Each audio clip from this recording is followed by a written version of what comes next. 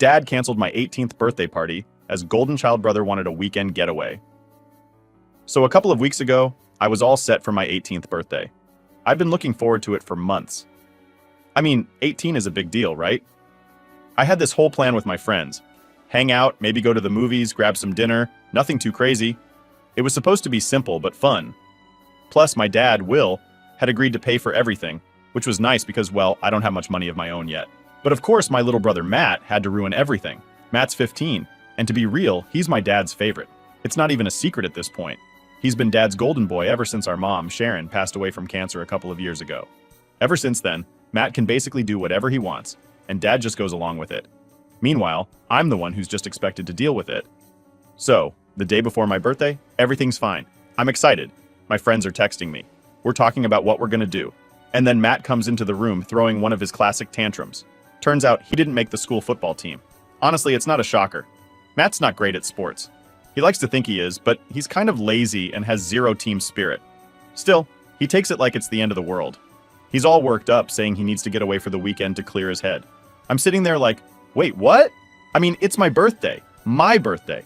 I've been planning this for months and now he wants to just disappear? I'm thinking there's no way Dad's gonna let this happen, right? Wrong. Dad, being Dad, listens to Matt whine for maybe 5 minutes before saying, sure, we can go up to the cabin. The cabin. God, I hate that place. It's this little thing my dad's friend owns, way out in the woods, and every time Matt throws one of his fits, they head there to fish and chill. Matt loves fishing. Him and Dad both, actually, but I don't. I've never been a fan of the woods or anything outdoorsy, to be honest. I get why they go, but why did they have to pick this weekend? Of all weekends, it had to be the one when I turn 18. So I try to speak up. I'm like, wait, what about my birthday? We had plans. I'm thinking maybe Dad just forgot. Maybe he'll realize what's going on and be like, oh yeah, your birthday. We can do both. But nope. Matt starts saying how he really needs this trip and how he's had such a rough week, and Dad just eats it up. And that's when I kind of snap. I tell them both that there's no way I'm staying home by myself on my birthday while they go on some stupid fishing trip. Like, this happens all the time.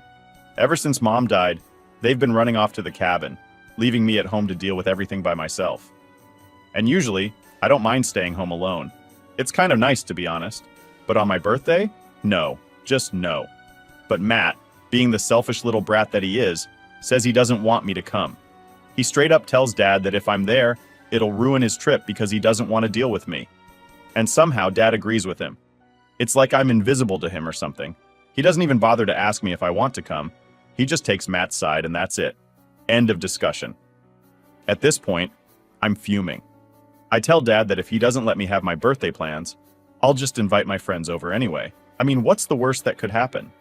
But Dad gives me this whole speech about how if I do that, he'll cut me off from my college fund. And I'm supposed to start college in a few months, so I can't risk that. It's not like I have any other way to pay for it.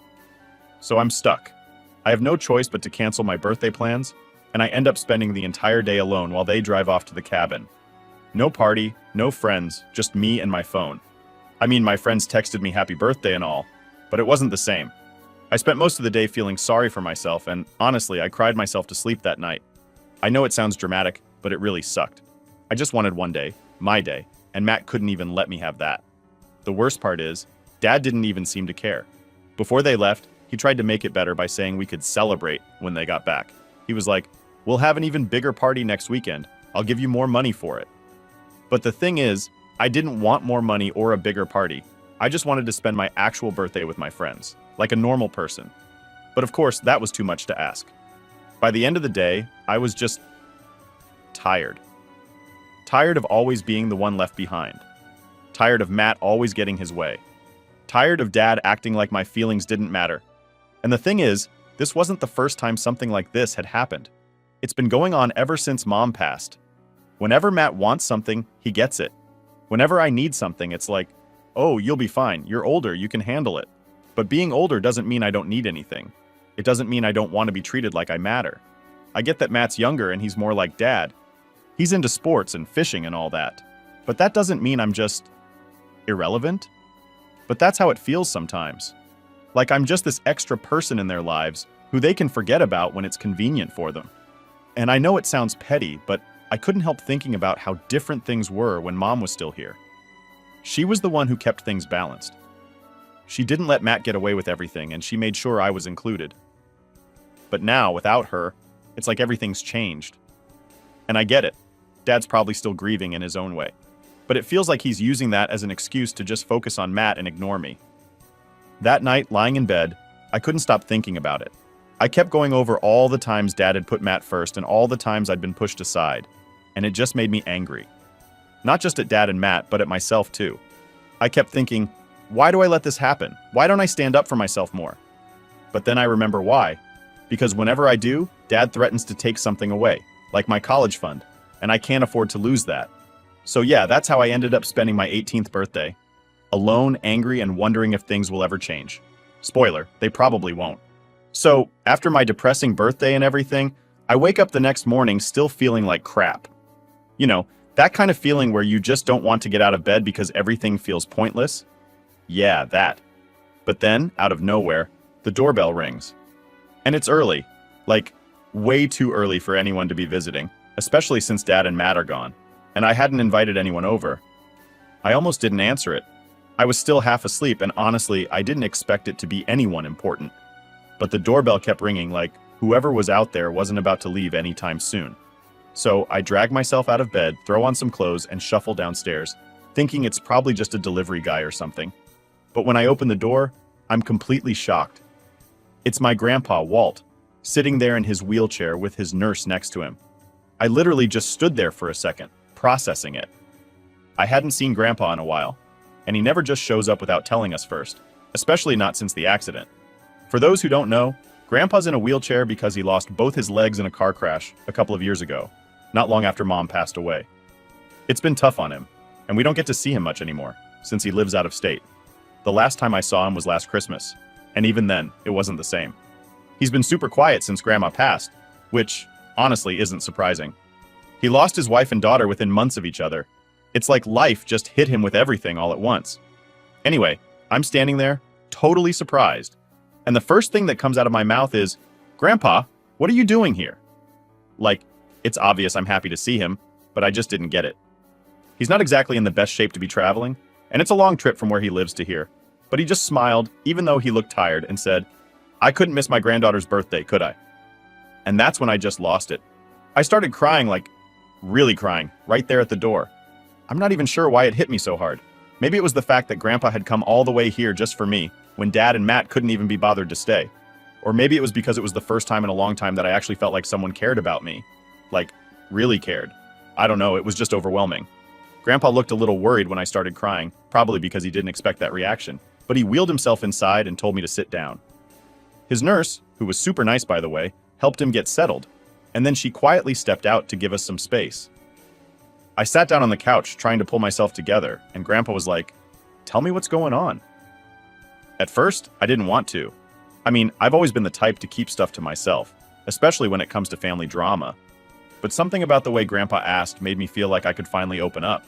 So, I told him everything. About the canceled birthday, about how Dad and Matt treat me, about how things have been since Mom passed. I just laid it all out there. And you know what? Grandpa listened. He didn't interrupt. He didn't try to make excuses for Dad or Matt. He just let me talk. And when I was done, he didn't say anything for a minute. He just kind of sat there, thinking. I could see he was upset though. He wasn't the type to get angry easily, but I could tell this was really bothering him. Finally, he looked at me and said, "You shouldn't have to put up with that." Simple as that. I don't know why, but hearing those words felt like a weight lifting off my shoulders. It's like I'd been telling myself for so long that this was just the way things were, that I had to deal with it. But hearing Grandpa say it, it made me realize that no, I didn't have to just accept it. Then Grandpa did something I didn't expect at all. He told me, "Why don't you come live with me for a while?" At first, I didn't know if he was serious. Like, I've always loved Grandpa, but moving in with him, that's a big step. But he was serious. He said that since I was about to start college soon, and my school was closer to his place than here, it would make sense for me to stay with him. Plus, he said he didn't like the idea of me being alone here with Dad and Matt treating me like this. I couldn't believe it. I mean, yeah, I'd thought about leaving before, but I never actually had a real option, you know? And now here was Grandpa giving me the chance to get out. It felt like I could breathe for the first time in a long time. We talked about it for a while, and the more we talked, the more it made sense. I'd have more space to focus on school, I wouldn't have to deal with the constant favoritism, and most importantly, I'd be with someone who actually cared about me. So I agreed. I was going to move in with Grandpa. But here's the kicker. Wait, not supposed to use that word, scratch that. He wasn't leaving until Dad got home. "I've got a few things to say to your father," he told me. And honestly, that made me kind of nervous. I've never seen Grandpa confront anyone before, especially not Dad. But I guess there's a first time for everything. That whole day, we just hung out. Grandpa asked me more about school, what my plans were for college, and stuff like that. It felt so normal, like the kind of conversation I should have been having with Dad but never did. I told him how I was nervous about starting college, but also excited to finally get away from home. He nodded like he totally understood. Then at one point, he looked at me and said, "You're going to be fine, you know that?" I didn't realize how much I needed to hear that until he said it. It wasn't the same empty reassurances I sometimes got from friends or teachers. It felt real. Like Grandpa knew I could handle whatever was coming. By the time Dad and Matt got back from their trip, I was ready. I didn't know what was going to happen, but I knew one thing for sure. I wasn't staying here anymore. Grandpa was about to drop a bomb on Dad, and I was going to be free. So Dad and Matt finally came back from their little fishing trip the next morning. I was already awake because, well, I couldn't sleep much after everything that happened the day before. Grandpa was staying over for the night, and even though he was pretty chill, I could tell he was still pissed about everything I told him. He wasn't the type to lose his temper, but man, when he was mad, you could feel it in the air. I heard the car pull up, and immediately, my stomach did that weird thing where it twists up in knots. I didn't know how Dad was going to react when he saw Grandpa sitting in the living room. I mean, they've always had a decent relationship, but this was different. Grandpa wasn't here for a casual visit, he was here to confront Dad, and I knew it wasn't going to be pretty. Matt was the first to walk through the door, all smug like usual, probably thinking nothing had changed. He didn't even notice Grandpa at first. He just tossed his bag on the floor and started heading up the stairs. But then he stopped mid-step when he saw Grandpa sitting there. His face kind of froze for a second, and you could tell he wasn't expecting this at all. "Grandpa? What are you doing here?" Matt asked, his voice dripping with confusion. He probably thought Grandpa had come for a surprise visit, like some happy family reunion. But nope, this wasn't that kind of visit. Before Grandpa could even answer, Dad walked in, carrying a couple of fishing rods and looking tired but happy. I could tell he was in a good mood, probably because he thought they'd just had the perfect little father-son trip while I was home alone, forgotten as usual. But then he saw Grandpa, and it was like a switch flipped. His smile dropped, and suddenly he looked nervous. Like, really nervous. "Dad?" he said, setting the fishing rods down. "What's going on? You didn't say you were coming." Grandpa didn't waste any time. He didn't even bother with small talk or pleasantries. He just looked right at Dad and said, "We need to talk, Will." And that was it. Just 4 words, but the tension in the room shot up to about 100. Matt, sensing that things were about to get serious, mumbled something about going to his room and started slinking upstairs. Classic move, avoiding any confrontation that didn't involve him. Dad, on the other hand, looked like he'd been caught doing something he shouldn't have. He glanced at me, probably trying to figure out what I'd told Grandpa, but I didn't give him anything. I just sat there quietly, waiting for the storm to hit. "Let's sit down," Grandpa said, his voice calm but firm. He wasn't asking. He was telling. Dad hesitated for a second, but then nodded and sat down across from him. I didn't know what to do with myself, so I just kind of hovered in the background, not really wanting to leave, but not sure if I should be there. Grandpa noticed, though, and he turned to me and said, "You should hear this too. Sit down." So I sat. My heart was pounding in my chest, and I could feel the tension crackling between them. Dad shifted uncomfortably in his seat, and I think he was trying to figure out how bad this conversation was going to get. Grandpa started slow, which surprised me. He didn't immediately jump into an attack, even though I knew he was mad. He began by talking about Mom. He talked about how much he missed her and how losing her was the hardest thing he's ever gone through. I could see Dad getting more and more uncomfortable because, let's be real, he probably didn't want to talk about Mom at all. But then, Grandpa shifted gears. "I'm here because I've been hearing things about how you've been treating your daughter," he said, his voice dropping into that serious tone that makes people sit up straight and pay attention. Dad didn't say anything at first. He just stared at Grandpa, like he couldn't believe what he was hearing. After a long pause, he finally managed to stammer out, "What do you mean?" Grandpa didn't hold back after that. He laid everything out. The favoritism toward Matt, the constant neglect, how I'd been left alone on my birthday. All of it. Every word he said felt like a hammer coming down on Dad. And honestly, it was kind of satisfying to see someone finally call him out on all the crap he's pulled over the years. Dad tried to defend himself at first. He started with, "It's not like that, and she's old enough to handle things on her own." But Grandpa wasn't having any of it. Every excuse Dad made, Grandpa shot down. He wasn't yelling or anything, but he didn't need to. His words were cutting enough. Then Grandpa dropped the big one. "You're treating her like she doesn't matter," he said, his voice sharp. "Your daughter just turned 18, and you couldn't even be bothered to stay home for her birthday. You chose to take Matt fishing instead." Dad's face turned red. I could tell he was embarrassed, maybe even ashamed, but he still didn't apologize. Instead, he tried to shift the blame. "Matt's going through a lot right now," he said. "He needed this. It's been tough for him." "Has it ever occurred to you that it's been tough for her too?" Grandpa shot back, pointing at me. "She lost her mother too, Will. But you're acting like she's fine just because she doesn't throw tantrums like Matt." That hit home. I could see it in Dad's eyes. He knew Grandpa was right. But instead of apologizing or admitting he was wrong, Dad just sat there, staring at the floor like a kid who'd been caught doing something bad. And then Grandpa said something that surprised both of us. "I'm taking her with me," he said. "She's going to live with me until she starts college.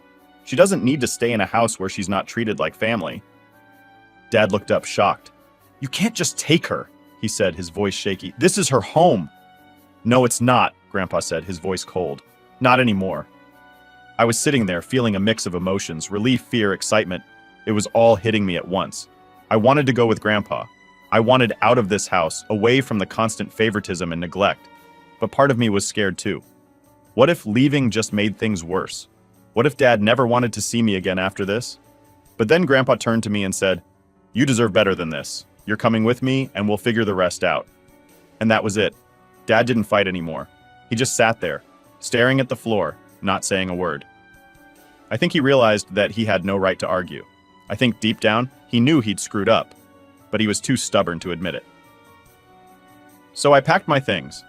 Grandpa and I left the house that afternoon, and as we drove away, I looked back one last time. I didn't see Dad or Matt waving goodbye. They didn't even come to the door. For the first time in a long time, I felt like I was finally doing something for me. So after that intense confrontation with Dad, I packed up my stuff and Grandpa and I left the house. We didn't talk much on the drive. I think we were both processing what had just gone down. I mean, it wasn't every day that you basically just left your life behind. I kept thinking about how everything happened so fast. One minute I was stuck in a house where I felt invisible, and the next, I was driving away with my grandpa to start over. The ride was mostly quiet, except for Grandpa asking me a couple of times if I was okay. I told him I was, but honestly, I wasn't sure what to feel. It was weird. On one hand, I felt relief. Like I didn't have to deal with Dad or Matt anymore, at least for a while. But on the other hand, I couldn't shake this feeling of guilt. Like, maybe I just abandoned my family. It's strange how, even when people treat you like crap, you still feel bad when you finally stand up for yourself. Anyway, we got to the hotel that night since Grandpa wanted to rest before we made the full trip back to his place. It wasn't anything fancy, just a basic hotel off the highway. Grandpa had already arranged for my stuff to be sent over, so we didn't have to lug around my bags or anything, which was nice. Once we got settled in the room, Grandpa ordered pizza, and we sat on the bed eating in silence for a while. I kept expecting him to bring up what had happened earlier, maybe ask me how I was feeling about the whole thing, but he didn't. He was just there, calm and quiet, which I guess was his way of letting me take it all in without pushing me. Eventually, after I finished my slice, I started talking. I don't even know why, it just kind of came out. I told him how weird it felt to leave, how part of me felt like I should have stayed or at least tried to fix things with Dad. I mean, he's still my dad, right? Shouldn't I be trying to make it work? Grandpa just listened, nodding along while I rambled. After I finished, he leaned back in his chair and said something that stuck with me. "It's okay to walk away from people who hurt you, even if they're family." He wasn't angry or anything, just matter of fact. Sometimes the people who are supposed to take care of you are the ones who do the most damage. You don't owe them anything if they can't even give you basic respect. That hit me hard. I hadn't thought about it like that before. I'd always assumed that family was family no matter what, and that you just had to deal with whatever they threw at you. But hearing Grandpa say it like that, it made me realize that I had a choice. I didn't have to stay in a place where I wasn't valued. I didn't have to keep trying to please people who couldn't be bothered to care about me. The next morning, we hit the road again. Grandpa's house was a couple of states away, so it took us most of the day to get there. I was feeling a mix of emotions, excited to be starting fresh, but also kind of anxious about what that really meant. I hadn't spent much time at Grandpa's since the accident, and I didn't know what it'd be like living with him full time. When we finally pulled up to his place, though, all that anxiety started to fade away. His house was cozy, not too big, not too small. Just a nice, homey place tucked away in a quiet neighborhood. The front yard was overgrown, and you could tell it hadn't been kept up with, but the house itself was still in good shape. "Sorry about the mess," Grandpa said, chuckling as we walked up to the door. "I'm not as spry as I used to be, but I manage." Inside, it was like stepping back in time.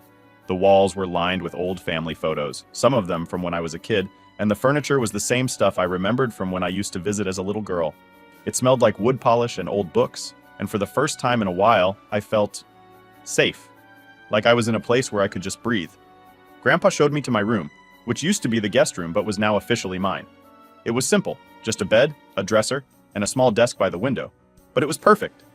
I sat on the bed, taking it all in, while Grandpa wheeled himself in and asked if I needed anything. "Nah, I'm good," I said, smiling for what felt like the first time in days. "This is nice." "I'm glad you're here," Grandpa said, and I could tell he really meant it. The next few days were pretty low-key. Grandpa and I settled into a routine pretty fast. He had his nurse come by a couple of times a week to help him with things, but for the most part, he was independent. I helped out where I could, mostly with stuff around the house like cooking and cleaning. It wasn't anything major, but it felt good to be useful, to feel like I was contributing something instead of just being a burden. We didn't talk about Dad or Matt much. It's like we both silently agreed that we didn't need to dwell on it. I was focusing on getting ready for college, and Grandpa was helping me with whatever I needed. Buying supplies, figuring out what I needed to pack, all that stuff. It felt like, for the first time in forever, I wasn't walking on eggshells. But then, about a week after I moved in, Dad texted me. I remember it so clearly because I'd been half expecting him to reach out sooner. The message was simple. He said he was sorry. He said he didn't realize how much he'd hurt me, and that he wanted to make things right. I didn't know how to respond. Part of me wanted to believe him, to think that maybe this was a turning point and that we could fix things. But another part of me, the part that had been ignored and brushed aside for years, wasn't so sure. I mean, it's easy to say sorry after the fact, but words don't change what's already been done. I showed the message to Grandpa, hoping he'd have some advice. He read it, and then handed the phone back to me without saying much. After a while, he finally spoke up. "It's up to you if you want to forgive him," he said. "But just remember, an apology doesn't erase the past. It's what they do next that matters." And he was right. I didn't respond to Dad right away. I decided to take my time, to think things through before jumping into anything. After all, I was in a good place now, and I didn't want to mess that up by diving back into a situation that had hurt me for so long. College was starting soon, and I had a lot on my plate. I didn't need the extra drama. For now, I was focused on the future, on building a life that wasn't controlled by the people who couldn't see my worth. And for the first time in a long time, I felt like I was actually in control of my own story. So, it's been a few months since I moved in with Grandpa, and honestly, things have been going pretty well. I'm not gonna lie. At first, I thought living with him would be weird, especially after everything that went down with Dad. But it hasn't been like that at all. It's been peaceful, I guess. I started college not long after I moved in, and it's been a whole new experience. I'd always dreamed about going to college, but I never really thought about what it'd feel like to actually be there, living away from home, figuring things out on my own. And now, here I am, doing it. The funny thing is, once I got to college, everything about home, Dad, Matt, the house, all the crap I dealt with, just sort of faded into the background. It's like I finally had the space to just be, to think about myself for a change, instead of constantly worrying about what Dad or Matt needed, or what I wasn't getting from them. I know it sounds cheesy, but it was like this weight had been lifted off my shoulders. I've made some friends too, which, to be real, I wasn't expecting to happen so fast. I'm not exactly a social butterfly, and I figured it'd take me a while to meet people. But the second week, I met this girl, Kayla, who's in a couple of my classes. She's super chill, and we just kind of clicked. Before I knew it, I had a little group, Kayla, and then a couple of other people from our dorm. It's nothing like high school, where everyone was in these cliques. College is different. People just hang out because they get along, not because they feel like they have to. Anyway, classes have been going well. A little more intense than I expected, but I'm managing. Grandpa's been a big help with keeping me grounded. He calls me a couple of times a week to check in, And whenever I go back to his place on weekends, he's always there, ready to listen if I need to vent about anything. It's been nice, having that stability. I never realized how much I needed it until I got it. But of course, life isn't all perfect. About a month into school, Dad texted me again. It was a pretty long message this time. He said he missed me, that the house felt empty without me, and that he was sorry for everything that happened before I left.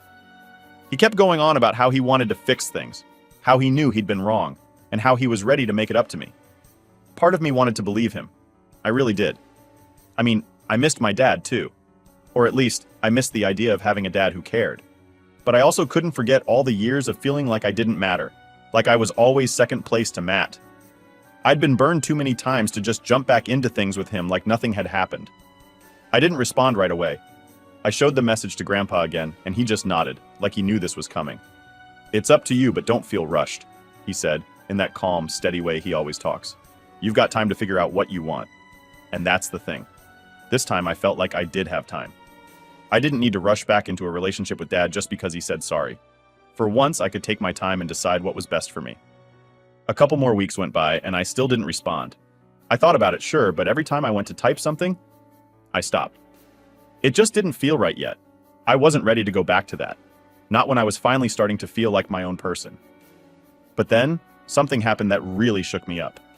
One weekend, I was back at Grandpa's, and we were just sitting in the living room watching TV when his phone rang. He answered it, and I could tell right away that something was wrong by the way his face changed. He didn't say much, just nodded and gave a few short answers before hanging up. "What's going on?" I asked, already feeling that pit forming in my stomach. Grandpa sighed, rubbing his face like he was trying to find the right words. "It's your dad," he said finally. "He had a heart attack." I just sat there, stunned. I didn't know what to say. I mean, yeah, Dad wasn't young, but he wasn't old either. A heart attack? It felt unreal. "He's in the hospital now," Grandpa continued. "The doctors think he'll be okay, but it was serious." I didn't even know how to react. Part of me felt this rush of panic, like I needed to drop everything and go see him. But another part of me, the part that had been holding on to all that anger and hurt, wasn't sure if I could. I hadn't talked to him since he texted me weeks ago, and now this? It felt like the universe was throwing me some kind of messed up test. Grandpa didn't pressure me. He just gave me space to process it. He said we could go visit Dad if I wanted to, or we could wait and see how things went. I appreciated that. He wasn't trying to force me into doing anything I wasn't ready for. That night, I lay awake for hours, thinking about everything. Thinking about all the times Dad had made me feel invisible. All the times he chose Matt over me, all the hurt I'd carried with me for so long. But then I thought about the good times too. There were moments when Dad had been there for me, moments when it felt like we had a real connection, even if they were few and far between. By the next morning, I knew what I had to do. I wasn't going to pretend like everything was fine between us, but I also couldn't just ignore the fact that he was my dad. So I told Grandpa that I wanted to go see him, at least to hear him out. I wasn't making any promises, but I needed to see for myself what was going on. When we got to the hospital, it was weird seeing Dad like that. He looked tired, weak, vulnerable, in a way I'd never seen him before. I guess that's what a heart attack does to you. It knocks you down a peg. He didn't say much at first, just looked at me with this expression that I couldn't quite read. But after a while, he finally spoke. "I'm glad you came," he said, his voice raspy. I nodded, not really sure what to say. It wasn't exactly a happy reunion. We both had a lot of baggage between us, and it was going to take more than a hospital visit to fix that. "I know I've been a crappy dad," he continued after a long pause. "I don't expect you to forgive me right away, but I want to try. I want to be better." I could hear the sincerity in his voice, and for the first time in a long time, I felt like maybe, just maybe, he meant it. I didn't know what the future held for us. But as I sat there, holding my dad's hand, I realized that maybe it was time to start letting go of some of that anger. Not for him, but for me. Because if there's one thing I've learned through all this, it's that holding on to pain doesn't make you stronger. It just keeps you stuck in the past, and I was ready to move forward.